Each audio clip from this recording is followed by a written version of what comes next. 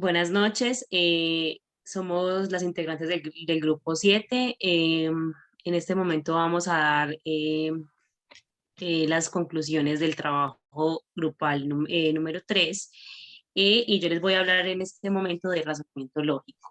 El razonamiento lógico es un compuesto que premisa o infiere, las cuales organiza y luego analiza de llegar a una conclusión. Un razonamiento lógico, en definitiva, es un proceso mental que requiere la aplicación de la lógica. Se puede iniciar a partir de una observación o una experiencia.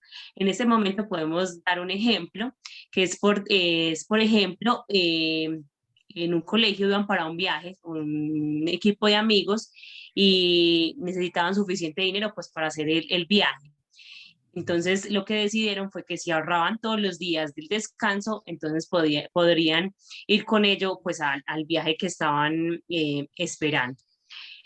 Con el tema abstracto, evalúa la capacidad para resolver problemas lógicos, deduciendo de secuencias para la situación pactada. A la hora de desarrollarse un razonamiento abstracto, es necesario el proceso desde dos dimensiones. Por un lado, se debe analizar los distintos elementos, y por otra parte, se debe presentar atención al conjunto. De esta forma, siguiendo patrones o tendencias que nos permitan dar una conclusión lógica. Por ejemplo, por la calle donde yo vivo, una casa específica, empiezan a llegar algunos tipos de personas. Primero llega un domador de leones, luego llega un señor con pinta de payaso, más al rato llega una chica con traje de contornista, luego un chico vendiendo crispetas, y por último llega una malabarista, a lo cual se concluye que en esa casa hay un circo, o sus tipos de personajes forman un conjunto. Buenas noches, mi nombre es Maciel Estefany Montes Sotero, hago parte del grupo 7 con mis compañeras. Vamos a exponer en este momento el trabajo final de pensamiento lógico matemático. Yo en este caso voy a hablar del método científico. El método científico es una metodología para obtener nuevos conocimientos que ha caracterizado históricamente a la ciencia. Para ser llamado científico, un método de investigación debe basarse en lo empírico y en la medición, y estar sujeto a los principios específicos de las pruebas de razonamiento. Las reglas y principios del método científico buscan minimizar la influencia de la subjetividad del científico. Un ejemplo, el ejemplo del método científico es: una madre lleva a su hijo al psicólogo porque ella cree que por ciertos comportamientos su hijo es autista, y no que el niño tenga de pronto algún trastorno o por algún trastorno XY que el niño esté pasando. En este método científico lo basamos porque el método científico consta de 6 pasos, o se divide en 6 pasos. La observación, que es cuando el psicólogo o el médico analiza al niño, lo ve, ciertos movimientos o ciertas características que el niño posee cuando él lo está viendo. La inducción es lo que la mamá pueda decir sobre el niño: es que mi hijo no sigue patrones, es que mi hijo no sigue órdenes, o es que mi hijo no tiene tales sensaciones, o es que mi hijo no expresa tales emociones. La hipótesis es lo que entre todos, el médico y la madre o el padre de familia, es lo que reúnen de la información que sacan de ellos para llegar a una hipótesis y analizar el niño. La experimentación es aquí donde pues entra a funcionar un poco más el método científico, porque la experimentación es: vamos a ponerle tales tareas al niño y tales tareas no. Entonces allí se debe mirar si el niño tiene o no tiene ciertas características, si el niño es autista o no es autista. La demostración de la hipótesis es cuando ya el médico ha analizado al niño y le digo: venga, porque su hijo no es autista, su hijo está pasando por un ejemplo, digamos, un trastorno de ansiedad de desapego, por eso su hijo tiene tales emociones o no tiene tales emociones, no tiene tantos estímulos, no sigue reglas, no lee comandos. Y la 6, que es tesis o teoría científica, que es cuando el médico dice: basado en nuestros conocimientos, su hijo es autista en caso tal, o su hijo no es autista en caso tal, por ende a esto o no a esto. Entonces, aquí se evidencian las 6 reglas del razonamiento lógico. Ahora voy a hablar del razonamiento inductivo. En términos sencillos podemos decir que el razonamiento inductivo nos indica que a partir de premisas particulares podemos obtener una conclusión general, lo cual, por cierto, no siempre será verdadera. El razonamiento inductivo se manifiesta claramente en el planteamiento de la hipótesis, ya que tras la observación, el espectador debe dar explicación a la pregunta planteada, o sea, la hipótesis, mediante el uso de este tipo de razonamiento. Un ejemplo es, yo desayuno el lunes, yo desayuno el martes, yo desayuno el miércoles. La conclusión que podemos obtener es que yo desayuno todos los días. Y como hipótesis puedo decir que yo como todos los días porque estoy desayunando todos los días. El razonamiento deductivo, en definitiva, el razonamiento deductivo es aquel que parte de una premisa que necesariamente llevan a una conclusión.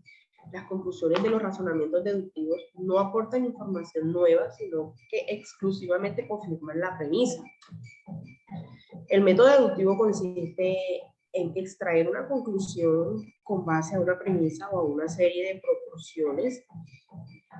proporciones que se asumen como verdaderas. Lo anterior quiere decir que se está usando la lógica para obtener el resultado, solo con base en un conjunto de afirmaciones que se dan por ciertas. El ejemplo que nosotros sacamos es, todos los elementos de madera han sido sacados de un árbol, pueden ser puertas, camas, cualquier tipo de objeto o elemento. En este caso, la mesa es de madera. La conclusión es que la mesa ha sido construida de un árbol, porque para construir un árbol, una mesa, tuvimos que talar un árbol. Entonces, aquí hablamos de las premisas que son verdaderas y la conclusión viene siendo de que para construir una mesa necesitamos talar un árbol.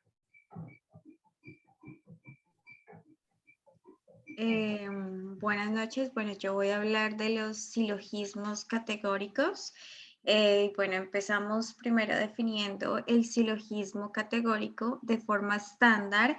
Es un argumento en el que a partir de 2 premisas que se plantean se infiere una conclusión. El silogismo categórico también es llamado silogismo clásico y este está compuesto por 3 proposiciones categóricas. Entonces, una proposición es categórica cuando tiene una de las siguientes, de las 4 formas mencionadas a continuación, universal, afirmativa. Entonces, decimos que todo S es P universal negativa y ningún S es P particular afirmativa. Entonces, decimos que S son P. Para este ejemplo, bueno, podemos decir que todas las mujeres son humanas. Entonces, bueno, el cuantificador aquí sería todas. Las mujeres, pues este sería el sujeto de quien estamos hablando.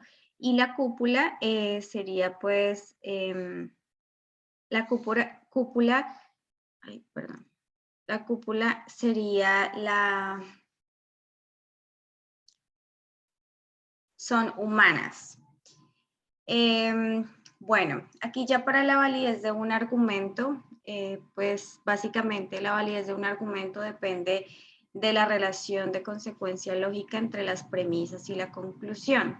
Entonces, para que sea válido y materialmente adecuado, tiene que tener coherencia la premisa con la conclusión y ambas tienen que ser pues verdaderas. Entonces, a eso se le llama un argumento sólido cuando las dos tienen en común y son verdaderas. Bueno, para acá es importante mencionar que la lógica es la validez, es como tal la validez de una propiedad de un argumento. Cuando las premisas implican la conclusión. Entonces, si la conclusión es una consecuencia lógica de las premisas, se dice que el argumento es deductivamente válido. Algunos se consideran nociones idénticas y usan ambos indistintivamente. El ejemplo más claro acá para la validez de un argumento es vamos al mar o vamos al río. Entonces, vamos al mar, por lo tanto, no vamos al río. Acá tenemos que elegir uno de los dos. Ok, si vamos al mar, pues vamos al mar. Podemos diferenciar, los dos son verdaderos, pero pues tenemos que afirmar uno de ellos para que sea un argumento válido. O vamos al mar o vamos al río.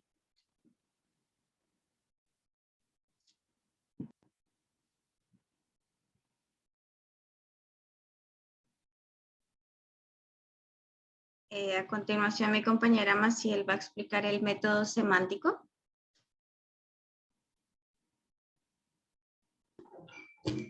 El método semántico se refiere al estudio de diversos aspectos del significado, sentido e interpretación de signos lingüísticos, como símbolos, palabras, expresiones o representaciones formales. La semántica estudia el significado de una palabra cuando su acción describe una función, un objeto, y este es parte del contexto visible y comprensible. Se puede enunciar que la semántica comprende un complejo sistema de variables que son usadas para determinar el sentido de una oración o de un texto. Ejemplo, que vamos a escoger el mismo pasado, pero lo vamos a desarrollar de manera diferente. Vamos al mar o al río viene siendo P. Vamos al mar es Q, por lo tanto no vamos al río, entonces P, entonces Q. El método sintáctico, las funciones sintácticas más simples son las del sujeto y las del predicado. El sujeto es el tema, asunto o soporte del que se habla. El predicado es lo que se dice o predica o comenta o aporta de este sujeto. El ejemplo es Javier es función sintética sujeto, come carnes y pescados. Función sintáctica predicado.